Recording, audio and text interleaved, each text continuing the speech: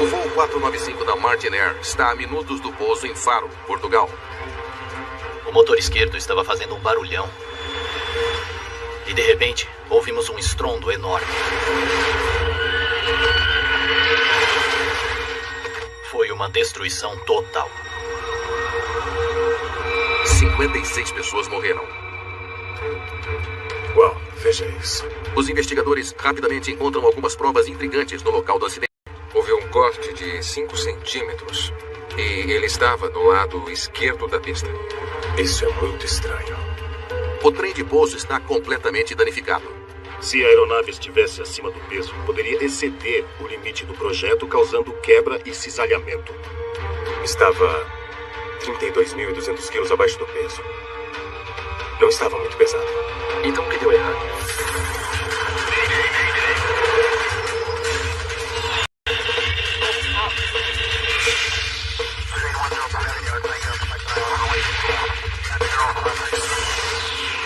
Mayday Desastres Aéreos. Esta é uma história real baseada em relatórios oficiais e relatos de testemunhas. Desastre em Portugal. O voo 495 da Martinair está se aproximando da costa meridional de Portugal. Aproximação Martinair 495. Bom dia. O comandante é H.W. Van Staveren, de 56 anos. 139 quilômetros e 7.300 metros para o nível 2100. Piloto e instrutor de voo altamente experiente, ele está na Martinair há 24 anos. Descendo para o nível 2100. O copiloto é R.J. Klemenkoff, de 31 anos. Ele voa com a companhia holandesa há 3 anos. O membro mais jovem da equipe é o engenheiro de voo Gary Glantz, de 29 anos. Foi nosso último voo antes das férias de Natal. Todos estavam de bom humor. No meu trabalho como engenheiro de voo, eu sou responsável pela aeronave em geral para ter certeza de que tudo funciona corretamente. E, no geral, ser um terceiro par de olhos para os pilotos nos controles. A tripulação está voando em um DC-10, um jato de grande porte com 3 motores. Nos anos 90, o DC-10 era um dos tipos de aeronaves mais utilizadas pelas operadoras do mundo todo. Eles estão a menos de meia hora do pouso.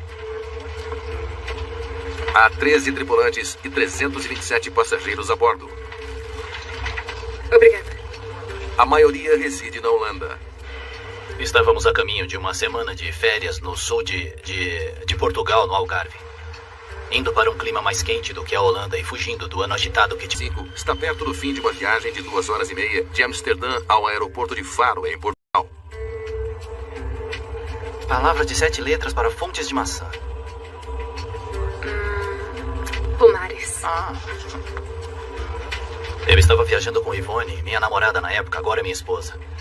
Foi uma sorte eu me sentar na primeira fila. Então eu tinha bastante espaço para mover as pernas.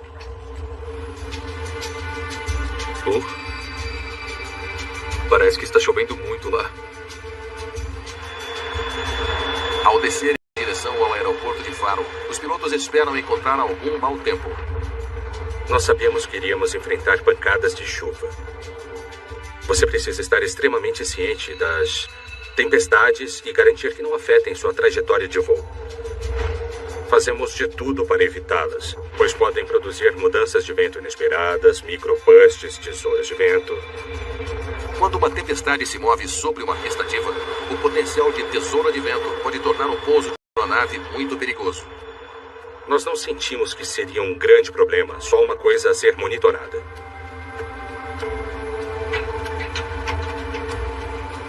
Se o tempo piorar, eles podem desviar para o norte, para Lisboa. Mas neste momento não é necessário. Martinair 461, visual da pista. Poucos minutos antes deles, outro voo da Martinair pousa em Faro. Liberado para pouso na pista 11. O boletim meteorológico indica que a tempestade mais próxima está a cerca de 10 quilômetros a oeste da pista.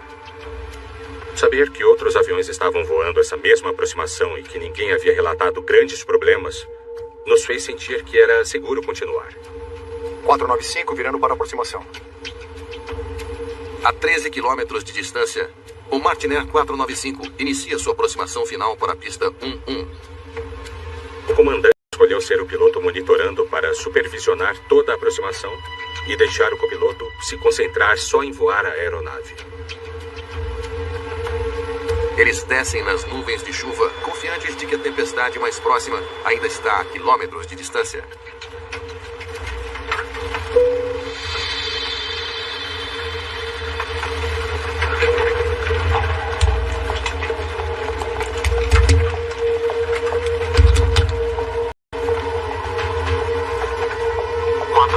Informe na distância mínima ou com a pista à vista. A pista está com as superfícies inundadas. Entendido. 495. Com a pista molhada, a tripulação configura o avião para fazer o que é chamado de pouso positivo. Um ponto de toque positivo ocorre quando os pneus... Baixar trem. Baixar trem. Com uma pista molhada, você quer tocar o solo a uma taxa firme e positiva, em vez de tentar flutuar para um ponto de toque mais suave. Altímetros? Definidos 3 vezes. A 6 quilômetros do pouso, os pilotos fazem suas verificações finais. Spoilers. Prontos. Flaps, aerofólios? 5-0 pouso.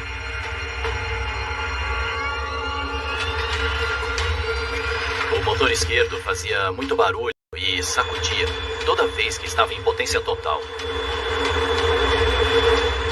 O avião estava subindo e descendo. Então isso não era reconfortante. Martin Air 495 liberado para pouso na pista 1. Vento 150, 15 nós, máximo 20.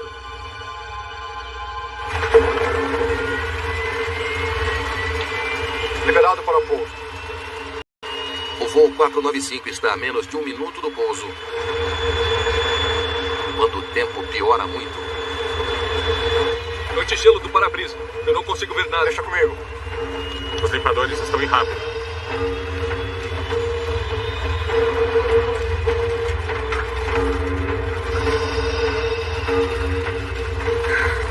Tudo bem, está tudo bem. Eu estava apertando a mão da Ivone, cada vez mais firme. Estava mortalmente quieto no avião.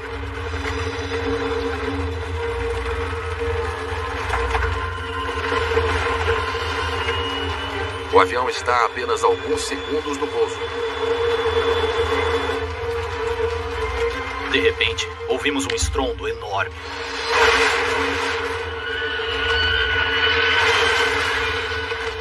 Eu caí da cadeira e então eu vi a Galley se desfazer em pedaços.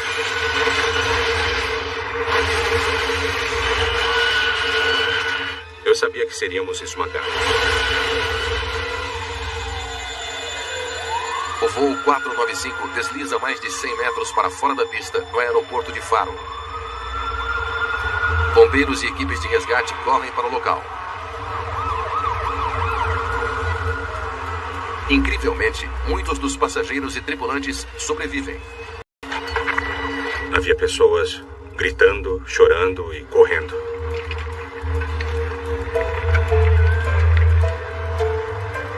Eu não vi a minha namorada. Meu primeiro pensamento foi, eu nunca mais vi. Procuram por entes queridos. De repente, eu ouço o meu nome. Então, ao longe, eu vi a Ivone parada lá. Conseguimos encontrar um ao outro. Os feridos são levados para hospitais próximos.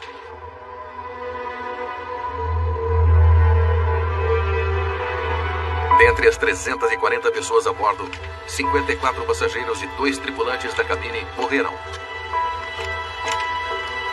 tornando esta uma das piores catástrofes da aviação em mais de uma década em Portugal. Uma investigação detalhada está em andamento para saber por que este avião atingiu a pista e pegou fogo.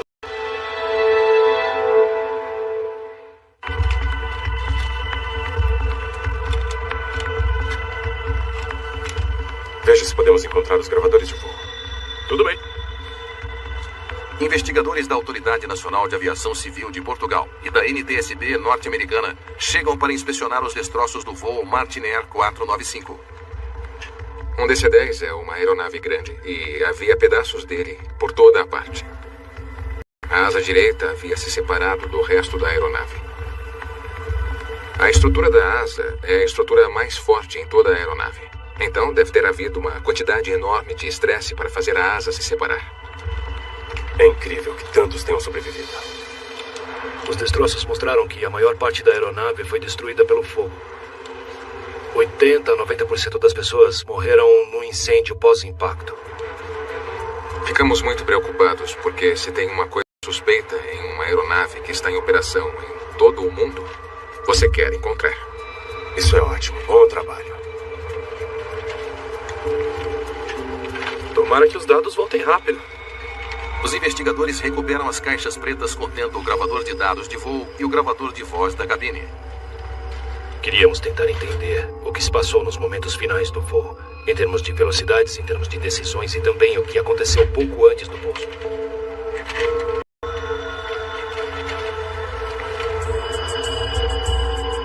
Uau, veja isso. A 400 metros da cabeceira da pista, os investigadores descobrem o ponto inicial de impacto da aeronave. Houve um corte profundo de 5 centímetros e ele estava no lado esquerdo da pista. Então bateu aqui e desviou para a direita. É profundo. Eles devem ter caído com força. Os arranhões que vimos na pista revelam que o avião aterrissou com muita força. E por isso as marcas eram profundas. Talvez um dos motores tenha falhado. Por que o avião pousou com tanta força? Motores. Então temos que investigar. São todos? Vamos ver o que temos. Você sempre examina os motores e havia danos substanciais. Tivemos que determinar se houve algum tipo de defeito no motor. Os investigadores examinam um componente-chave do filtro de óleo do motor chamado detector magnético de limalha. Um detector magnético de limalha é um pequeno dispositivo em forma de cilindro localizado dentro do filtro de óleo do motor. Quando uma peça do motor se desgasta, lascas ou limalhas de metal quebrado aderem ao ímã à medida que passam pelo filtro de óleo. É conhecido como fazer metal. Por que há mais metal neste detector do que o esperado? Parte do motor está se desgastando. As ligas são ligeiramente diferentes. Elas desgastam a taxas diferentes. Então é possível dizer, através da análise de laboratório, qual parte do motor está se desgastando e com que rapidez. Parece limpo. Sem lascas. Não há evidência de detritos metálicos dentro do sistema de óleo. Os motores parecem bons. A partir dos testes realizados nos motores, concluiu-se que os motores contribuíram para o acidente. Àquela altura da investigação, não tínhamos uma boa ideia do que procurar a seguir. Nós só tínhamos que continuar.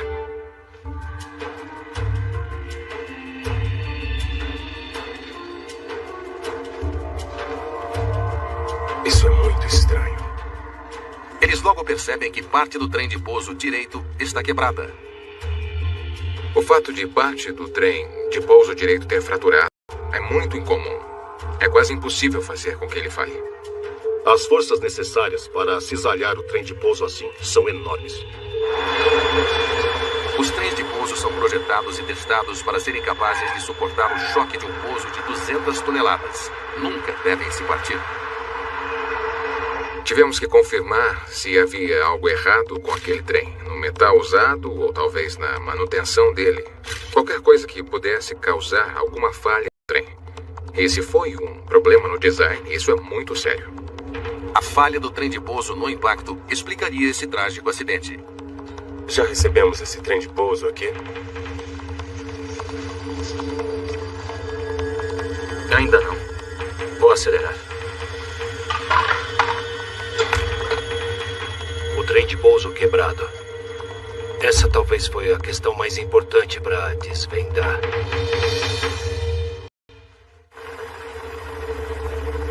Enquanto os investigadores esperam pelo trem sua quebra. Talvez o avião estivesse muito pesado. Se a aeronave estivesse acima do peso e fizesse um toque muito firme, as cargas exercidas poderiam exceder o limite do projeto, causando sua quebra e cisalhamento. Vamos ver o manifesto de carga.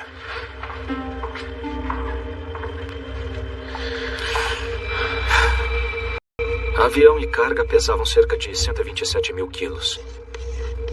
Havia 340 pessoas a bordo. Vamos dizer 24 mil quilos. Combustível? O combustível, 9 mil quilos.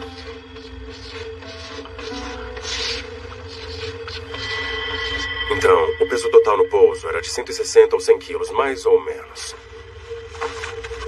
O peso máximo é 92.320 quilos. 192.320. Então, eles estavam 32.200 quilos abaixo do peso. Não estavam muito pesados. O peso do avião não causou a falha do trem de pouso na aterrissagem. E quanto à distribuição de peso? Você tem que ter a carga e os passageiros devidamente distribuídos para que a aeronave voe como os pilotos querem que voe. Estava perfeito. Tudo foi devidamente carregado, devidamente armazenado, devidamente travado, então não foi um problema. Com peso e equilíbrio descartados, os investigadores podem finalmente testar o trem de pouso direito. Os registros de manutenção estão atualizados. Vamos ver se o aço não estava forte o suficiente. Outra coisa que procuravam era alguma fraqueza pré-existente no aço. Se isso ocorreu no processo de fabricação, poderia afetar as aeronaves em operação no mundo todo. Eles realizam algo chamado ensaio de dureza Vickers. Um ensaio de dureza Vickers é um teste padrão da indústria para avaliar a resistência de um determinado componente ou peça de metal. Um diamante em forma de pirâmide é pressionado contra o aço, deixando uma reentrância ou indentação. Você pode medir a profundidade e o diâmetro da indentação e derivar a resistência metalúrgica do que está testando. O valor de dureza é 658. Então o aço era forte o suficiente. Os investigadores não encontraram nenhuma fraqueza no metal usado para fazer o trem de pouso do avião. Foi determinado que não havia nada de errado com o trem de pouso. O que quer que tenha dado errado, para ajudar a explicar por que o trem de pouso se partiu. A etapa seguinte da investigação foi saber como a tripulação estava operando durante a última fase do pouso.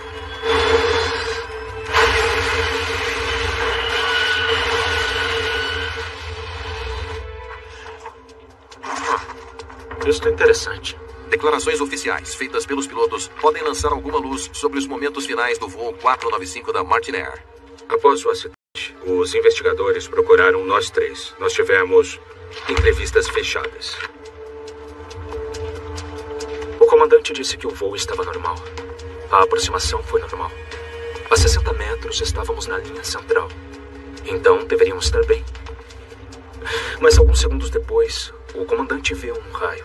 De repente sentiu uma taxa de descida alta. Tudo aconteceu tão rápido, mas tão rápido que a aeronave caiu.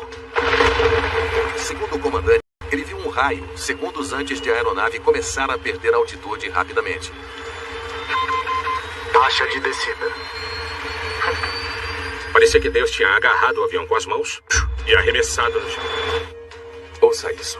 O copiloto afirmou que o tempo estava ruim e que estava chovendo muito. Estava tempestuoso e muito turbulento. Os investigadores se perguntam se mudanças repentinas no vento podem ter contribuído para a queda no voo 495. A tripulação do voo indicou aos investigadores que eles estavam em uma área de fortes tesouras de vento, uma condição climática muito dinâmica. Eles enfrentavam turbulência. As coisas estavam mudando muito rapidamente. O piloto encontrou uma tesoura de vento na aproximação final? A equipe entrevista o controlador de tráfego aéreo para melhor entender as condições que os pilotos enfrentavam. Pode me dizer o que houve com o voo 495? Tudo parecia perfeitamente normal. Eles estavam em aproximação final e confirmaram que tinha pista à vista. Então os liberei para pouso. Martinair 495 liberado para pouso na pista 11. O vento 150, 15 nós, máximo 20. Os controladores estavam confiantes de que executaram bem as tarefas. Então não acharam que fizeram nada de errado e que deram as informações corretas. Eles relataram algum problema com o avião? E quanto ao clima? Estava chovendo, mas outros aviões estavam decolando e pousando sem dificuldade. Martiner 461, visou na pista. Poucos minutos antes do acidente, o controlador entrou em contato com uma aeronave que decolou e outra que pousou na mesma pista. Relatou condições meteorológicas extremas sobre a pista. E quanto a tesouras de vento? Os sensores da pista detectaram alguma coisa? O aeroporto de Faro está equipado com 2 anemômetros, que medem a velocidade e a direção do vento, localizados na pista 29 e na pista 11. Se os anemômetros detectarem uma mudança repentina na velocidade do vento de 15 nós ou mais, um aviso de tesoura de vento é acionado automaticamente.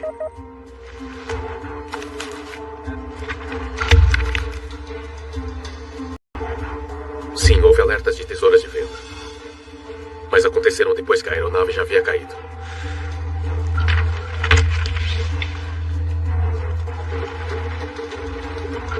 Se o voo 495 foi atingido por uma tesoura de vento extrema antes de cair na pista, o sistema a teria detectado, mas isso não aconteceu. Havia um conflito de informações entre o que a tripulação disse e o que o controlador reportou. As declarações das tripulações não correspondem ao relato do controlador sobre o tempo. Obrigado. A melhor coisa para comprovar o que aconteceu era ouvir atentamente o que os pilotos diziam uns aos outros na cabine. Vamos começar com um briefing de aproximação. Uma semana após a queda do voo 495, os dados do gravador de voz da cabine estão prontos para serem realizados. Faça a aproximação em flap 50. Fala os mínimos se aproximando e pista a vista. Você olha para fora e pista molhada.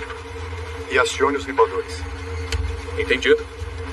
À medida que a tripulação se prepara para a aproximação, toma conhecimento das condições meteorológicas no aeroporto de Faro. Você tem que fazer um ponto de toque positivo. Sim. Certo.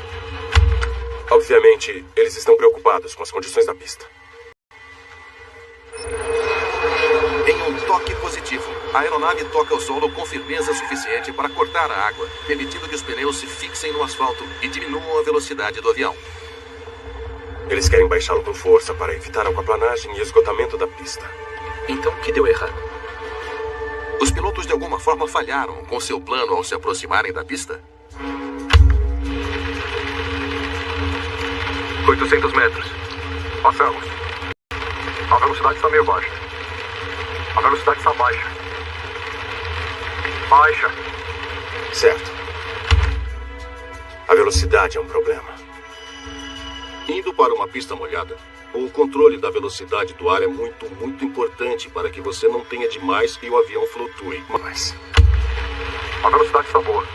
Antigelo no para-brisa. Eu não consigo ver nada. Deixa comigo. Os limpadores estão no rápido. Conforme o avião se aproxima do solo, a tripulação enfrenta condições tempestuosas. Está meio baixa.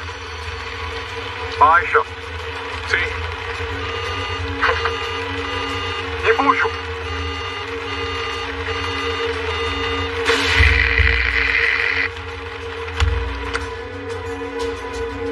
Por que o comandante grita empuxo? Para o comandante dizer isso naquele momento, isso traz a seguinte questão. Tiveram um problema na fase final do pouso. Vamos ver o perfil de descida. Se o voo 495 voou na trajetória certa, o gravador de dados confirmará. Aqui está. O gravador de dados de voo fornece dados objetivos e claros sobre o que o avião estava realmente fazendo. O avião estava voando na velocidade adequada? As mudanças na velocidade do ar eram indicativas de uma condição climática severa e os pilotos estavam respondendo a essas mudanças? O piloto automático está ativado. Certo, então eles estão descendo no ângulo padrão e eles mergulham aqui e se recuperam. Parece bem. A 60 metros, cerca de 20 segundos da aterrissagem, estavam em uma trajetória normal. Algo aconteceu entre ela e o ponto de toque. Vamos dar uma olhada na velocidade no ar.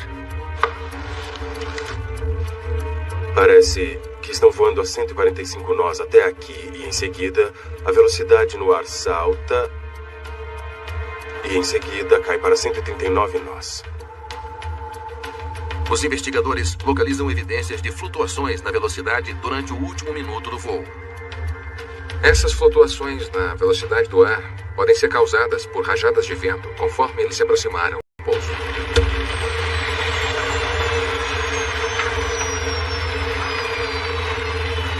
A velocidade está meio baixa. A velocidade está baixa.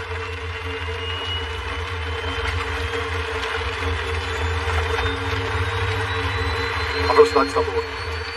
O comandante estava preocupado que sua velocidade não fosse rápida o bastante para compensar o forte vento contrário. Essas flutuações parecem muito extremas para serem causadas pelos ventos de 20 nós relatados pelo controlador. Precisamos de uma análise completa das condições climáticas na aproximação final. Os investigadores pedem ao Laboratório Aeroespacial da Holanda que realize o estudo no voo 495. E quanto aos dados da aceleração automática? Vamos dar uma olhada.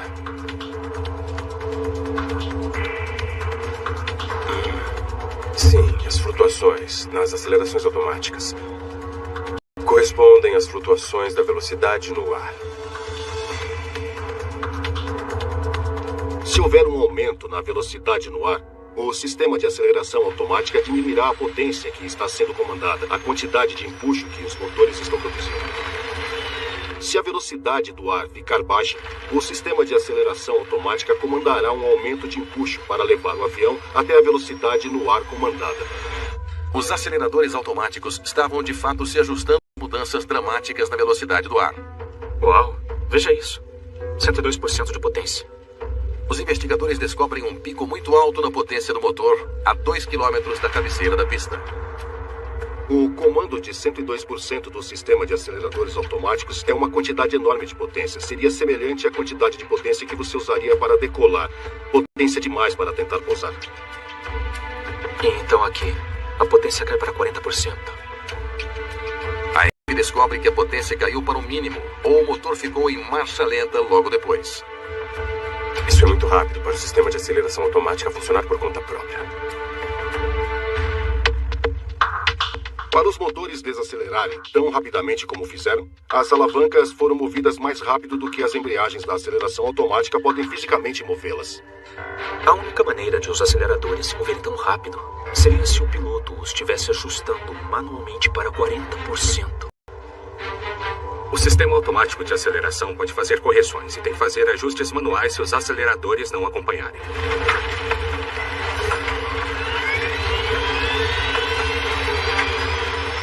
O copiloto, que é quem está pilotando, tomou a decisão de desativar o sistema de aceleração automática e diminuir o empuxo. E de fato ele puxou os manetes até a marcha lenta. Com tão pouca potência, eles teriam caído como uma pedra. De acordo com os dados, eles estavam caindo 300 metros por minuto. 300 metros é muito além do limite operacional de 180 metros por minuto para o DC-10. Como consequência da redução da potência, o avião atingiu a pista com força suficiente para quebrar o trem de pouso. Nunca experimentei uma aterrissagem tão dura como aquela. Eu acabei quebrando os dentes da minha boca. Ela foi muito dura. Os investigadores ficam com uma questão no ar. Por que a tripulação reduziria tanto a potência tão longe da...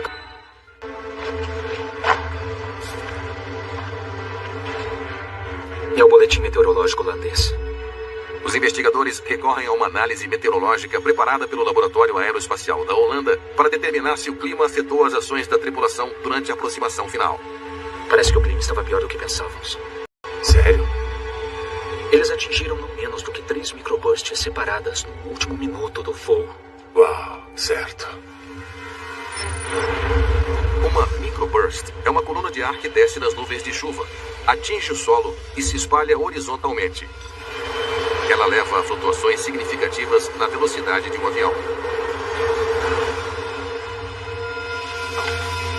Quando, exatamente? A primeira foi em 210 metros. A segunda foi entre 180 metros e 90 metros. E a última foi entre 60 metros e 33 metros.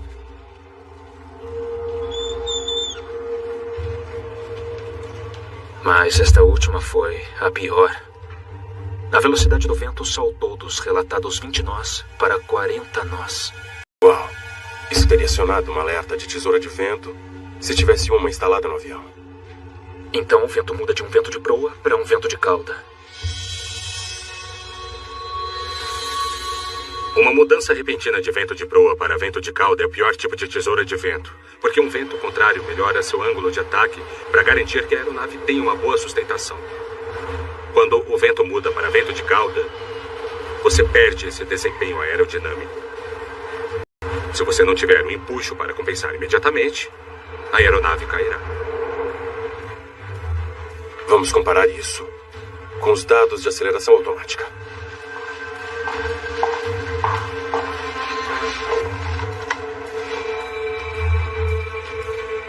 Eles se alinham. Para cada microburst, há um aumento correspondente na potência do motor à medida que os aceleradores automáticos tentam manter a velocidade do avião. O acelerador automático estava subindo e descendo. Ele estava com dificuldade para lutar contra aquelas fortes downbursts. A downburst causa uma diminuição na estabilidade, o que significa oscilações de rolamento e arfagem induzidas por turbulência. Teria sido uma viagem turbulenta. Sim. À medida que passavam por cada microburst, os aceleradores automáticos se ajustavam às mudanças nas rajadas de vento.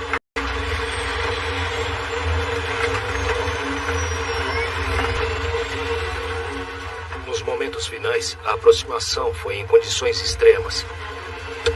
Houve muitas oscilações de velocidade, e isso criou muito estresse para o piloto voando naquela hora. O copiloto provavelmente teria ficado surpreso com a mudança inesperada do tempo.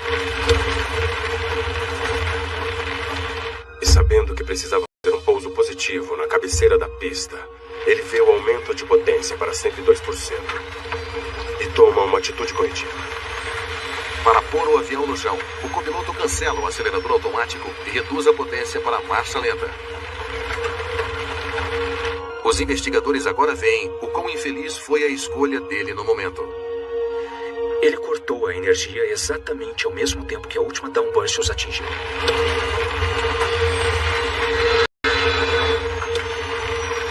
Puxo! O comandante tenta impedir a descida descontrolada do avião. Mas é tarde demais.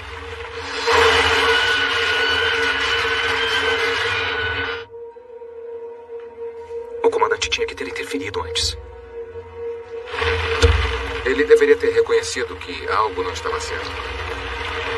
O comandante deveria ter assumido e pousado sozinho.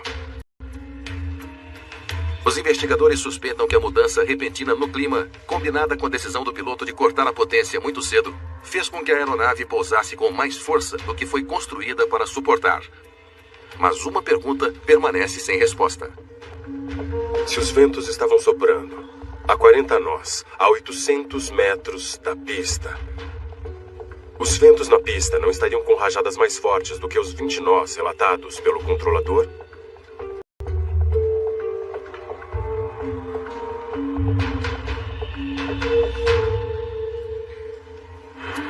A equipe retorna às investigações ao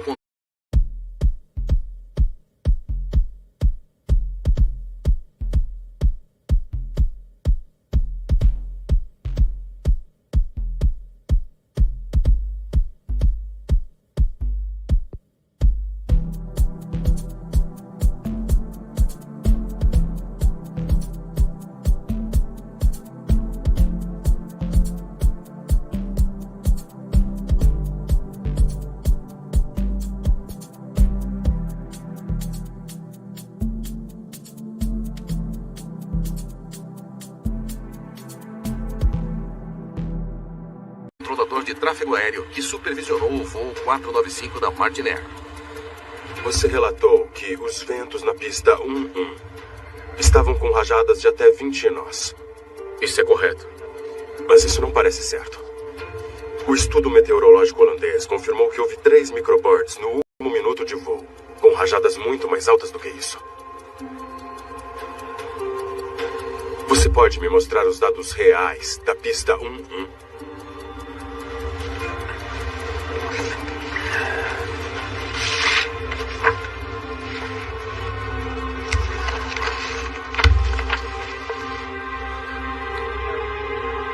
De acordo com os dados brutos, os ventos estavam com rajadas de 35 nós. Como você pôde relatar erroneamente as condições do vento?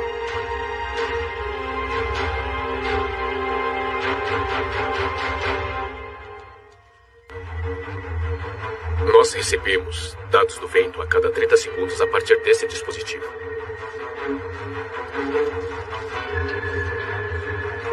Ele deve ter sido alterado para a pista 29.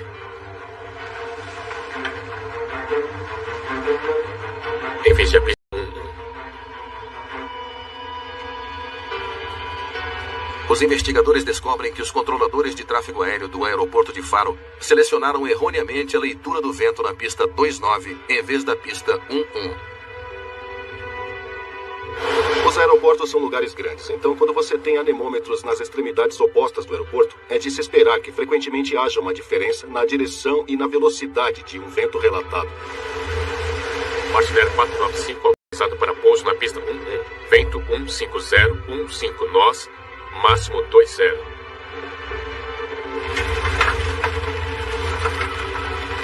Liberado para pouso. As informações do controlador que eles forneceram à tripulação não eram representativas do que realmente estava ocorrendo na pista.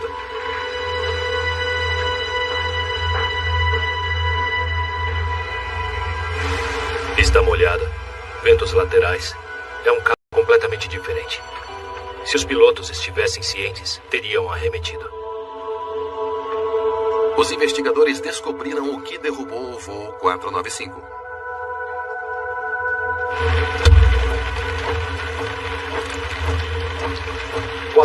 Virando para aproximar. 495 entendido. Informe na distância mínima ou com a pista à vista. A pista está com a superfície inundada. Entendido, 495.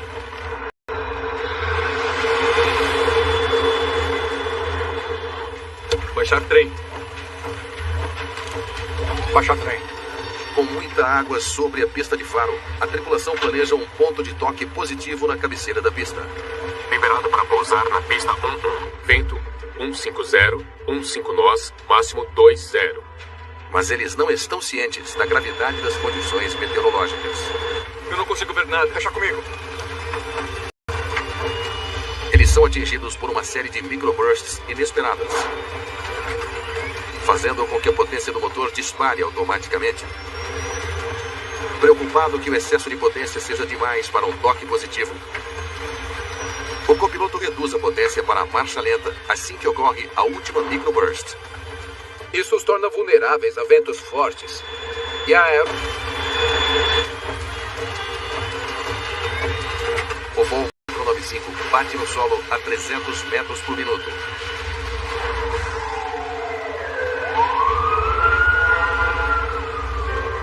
O perigo de estar lento e encontrar uma corrente descendente é que você pode não conseguir recuperar a tempo. E isso pode ser desastroso. Eles poderiam ter entrado com uma velocidade maior. Eles poderiam ter executado uma arremetida, mas a verdade é que a tripulação de voo deu o seu melhor. Não foi um acidente onde podemos ver negligência ou erro grosseiro. Após o relatório sobre a queda do voo Martinair 495, os investigadores fazem uma série de recomendações. Este acidente seria mais um exemplo de recuperação inadequada de tesoura de vento sendo aplicada em tempo hábil. Portanto, isso exige treinamento adicional de pilotos. Isso exige sistemas de detecção de tesouras de vento em aviões. Isso exige uma abordagem mais agressiva e arremetidas em condições instáveis. Pouco depois do acidente, o aeroporto de Faro modernizou seus sensores e visores de vento para estarem de acordo com regulamentos internacionais. As informações essenciais que os controladores fornecem aos pilotos precisam ser precisas. Essas são algumas das lições que a indústria aprendeu e implementou após esse acidente. Uma das coisas que me disseram quando eu estava me tornando piloto é nunca baixe a guarda. Você pode estar tendo um voo lindo, maravilhoso, e em um piscar de olhos as coisas mudam. Isso está arraigado na minha mente. Esteja sempre pronto para o inesperado.